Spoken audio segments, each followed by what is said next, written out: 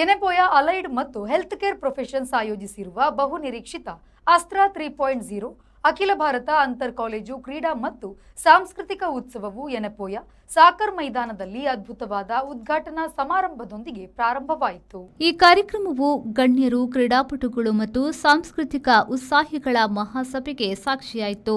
ಪ್ರತಿಭೆ ಮತ್ತು ಕ್ರೀಡಾ ಮನೋಭಾವದ ರೋಮಾಂಚನಕಾರಿ ಪ್ರದರ್ಶನಕ್ಕೆ ವೇದಿಕೆಯಾಯಿತು. ಕಾರ್ಯಕ್ರಮದ ಅಧ್ಯಕ್ಷತೆಯನ್ನ ಎನೆಪೋಯ ಡೀಮ್ಡ್ ಟು ಬಿ ಯೂನಿವರ್ಸಿಟಿಯ ರಿಜಿಸ್ಟ್ರಾರ್ ಡಾಕ್ಟರ್ ಅಶ್ವಿನಿ ದತ್ತಾರ್ ವಹಿಸಿದ್ರು. ಮುಖ್ಯ ಅತಿಥಿಗಳಾಗಿ ಕರ್ನಾಟಕದ ಅಲೈಡ್ ಮತ್ತು ಹೆಲ್ತ್ ಕೇರ್ ಕೌನ್ಸಿಲ್ನ ಅಧ್ಯಕ್ಷರಾದ ಪ್ರೊಫೆಸರ್ ಡಾಕ್ಟರ್ ಇಫ್ತಿಖಾರ್ ಅಲಿ ಅಹಮದ್, ಇನ್ನೋರ್ವ ಮುಖ್ಯ ಅತಿಥಿಗಳಾಗಿ ಮಂಗಳೂರು ದಕ್ಷಿಣದ ಉಪ ಪೊಲೀಸ್ ಆಯುಕ್ತರಾಗಿರುವ ವಿಜಯ ಕ್ರಾಂತಿಯವರು ಉಪಸ್ಥಿತರಿದ್ದರು.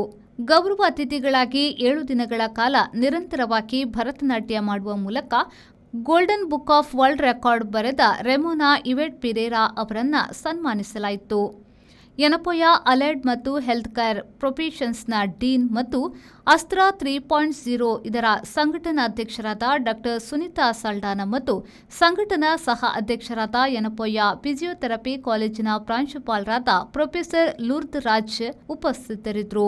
ಅವರ ನಾಯಕತ್ವ ಮತ್ತು ಮಾರ್ಗದರ್ಶನವು ಈ ಕಾರ್ಯಕ್ರಮವನ್ನು ದೊಡ್ಡ ಯಶಸ್ಸಿಗೆ ರೂಪಿಸುವಲ್ಲಿ ನಿರ್ಣಾಯಕ ಪಾತ್ರವನ್ನು ವಹಿಸಿದೆ. ಸಂಘಟನಾ ಕಾರ್ಯದರ್ಶಿ ಅಕ್ಷಿತಾ ದೇವಾಡಿಗ ವಂದಿಸಿದರು. ಬ್ಯೂರೋ ರಿಪೋರ್ಟ್, ವಿ4 ನ್ಯೂಸ್, ಮಂಗಳೂರು.